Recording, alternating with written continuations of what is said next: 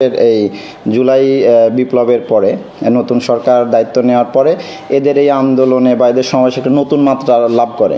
এই আন্দোলনে যিনি আহ্বায়ক বা প্রধান আবামা মুস্তফা আমিন, তিনি এবং তার যারা আরও সংগঠনের নেতাকর্মীরা আছে, তারা গ্রামগঞ্জে সাধারণ মানুষকে বোঝাইতে সক্ষম হয়েছে যে টাকাগুলো বিদেশে পাচার হয়ে গেছে সেই টাকাগুলো ফিরিয়ে এনে জনগণের মধ্যে এটা বন্টন করে দিতে হবে। সেটা 1 লক্ষ টাকা থেকে শুরু করে 1 কোটি টাকা পর্যন্ত, এবং এটা দিতে হবে বিনা সুদে বিনা জামানতে, মানে সহজে টাকা পাওয়ার একটা মাধ্যম। তো এই প্রেক্ষিতে তবে গ্রামে মানুষের কাছে আমরা যেটা কথা বলেছি আজকে, তাদের কাছে মেসেজ গেছে যে সরকারের কাছে টাকা আছে, সরকার এখনই এই টাকা দিতে পারে, এরকমও 2-1 জনের সাথে কথা বলেছি। তো পরবর্তীতে তারা কিন্তু বিভিন্ন জেলা উপজেলায় এইটার উপর ভিত্তি করে এই সভা সমাবেশ করেছে, এবং সর্বশেষ আজকে 25শে নভেম্বরে তাদের ঢাকা শহরে সোহরাওয়ার্দী উদ্যানে একটা বড় সমাবেশের আয়োজনের কথা ছিল। কিন্তু পরবর্তীতে আমাদের কাছে আবেদন করা হলে আমরা বিস্তারিত প্রতিবেদন দেখে তাদের কর্মকাণ্ড এবং এটা কি ধরনের ইফেক্ট ফেলতে পারে এটা বিবেচনা করে পরবর্তীতে তাদের এই অনুমতিটা কিন্তু দেওয়া হয় নাই। কিন্তু সমস্যা হলো, তারা যে আবেদনটা করেছে এই আবেদনের কপিতে তো আমরা অনেক সময় সাইন করি যে ডিসি রমনা বা ওসি শাহবাগ মতামত দেন, এই যে আমাদের যে সাইন আছে সিনিয়র সাদের, এইটাকেই তারা দেখাইছে যে এটা অনুমতিপত্র পাওয়া গেছে। মানে মানুষের সাথে আবার প্রতারণা, যে আমাদের মতামতের সাইনটাকেই তারা দেখিয়ে দিয়েছে যে আমরা এই যে অনুমতি পাওয়া গেছে। এই বলে গ্রামগঞ্জের বিভিন্ন তারা সংগঠক তৈরি করে দিয়েছে। আপনারা বিভিন্ন ব্যানারে দেখেছেন যে সংগঠক অমুক জায়গার সংগঠক, এবং এদের বলা হয়েছে যে তোমরা যত পারো লোকজন নিয়ে আসো। এবং আমরা কথা বললাম সকালে যে কারো থেকে 400 টাকা, কারো থেকে 200 টাকা, মানে যার যেমন ভাড়া লাগে এই সবার থেকেই টাকা তুলে এভাবে গাড়ি ভর্তি করে, লঞ্চ ভর্তি করে, এমনকি যারা গাড়ি পায় নাই, ভাড়া পায় না, তারা হাইস ভর্তি করে লোক নিয়ে চলে আসছে। তো আমরা এইসব তথ্য জানার পরে সকাল থেকে অবস্থান নেই। আমাদের তো ডিএমপির পুলিশ রয়েছিল, এপিবিএন রয়েছিল, এবং সাদা পোশাকে বিভিন্ন গোয়েন্দা সংস্থার লোকজন কাজ করেছে।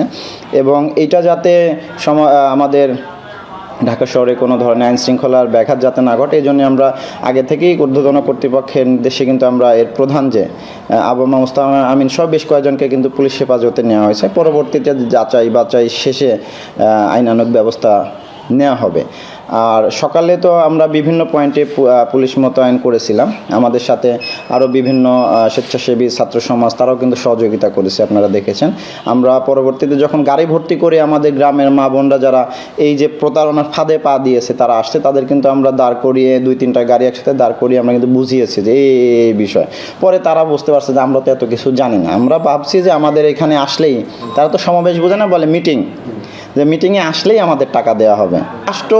রাষ্ট্রের টাকা কাকে দিবে না দেবে এটা রাষ্ট্র সিদ্ধান্ত নেবে, সরকার সিদ্ধান্ত নেবে।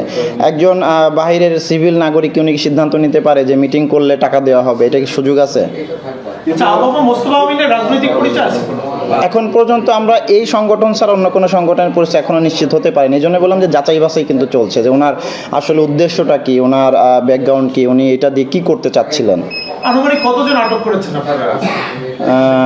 আটক বলতে কি, এখানে হয়েছে আপনারা দেখেছেন সকাল থেকে ছাত্ররা বা অন্যান্য অনেকেই কিন্তু তাদের ধরে আমাদের হেফাজতে দিয়েছে। আর কেউ আমাদের হেফাজতে দিলে কিন্তু আমরা সহজেই হচ্ছে যে ছেড়েও দিতে পারি না, আবার তাদের আটকও বলতে পারি না, গ্রেপ্তারও বলতে পারি না। তারা আমাদের হেফাজতে আছে, আমরা একটু জিজ্ঞাসাবাদ করি, কারণ বিভিন্ন থানায় সংখ্যাটা আছে, তো এখনই এটা আসলে বলা যাচ্ছে না যে সংখ্যাটা এক্স্যাক্ট কত হবে। আলটিমেট পরিকল্পনায় যে প্রথমে তারা আমাদের সাথে কথা হয়েছিল যে সোহরাওয়ার্দী উদ্যানে যদি করতে না দেয় তাহলে আমরা শাহবাগে করবই। এই কারণে কিন্তু আমরা, আপনি জানেন যে তাদের তো এটা প্রচ্ছন্ন হুমকি, কারণ শাহবাগে অবরোধ করা মানে তো পুরো ঢাকা শহরের জনজীবন একেবারে মানে স্থগিত হয়ে যায়, মানে স্থবির হয়ে যায়, এটা তো জানেন যে জ্যাম তৈরি হয় এই কারণে। এবং আপনারা জানেন যে এই মুহূর্তে বিভিন্ন ধরনের ষড়যন্ত্রকারী গোষ্ঠী তো থাকেই, মানে একটা সুযোগ পেলেই সেখানে একটা বিশৃঙ্খলা তৈরি করে সরকারকে প্রশ্নবিদ্ধ করার জন্য। তো এই কারণে আমরা কিন্তু আগেই প্রতিরোধমূলক যে ব্যবস্থা সেটা কিন্তু আমরা নিয়েছি। এবং যদি আর আল্লাহর রহমতে শুকরিয়া আল্লাহর যে ছাত্র সমাজ আপনাদের সকলের সহযোগিতায় আমরা কিন্তু শান্তিপূর্ণভাবে এই যে একটা মানে একটা আশঙ্কার বিষয় ছিল সেটা কিন্তু সমাধান এখন হয়ে গেছে। এই কারণে আরও বেশি হলে কি হতো এটা তার বলার সুযোগই নেই।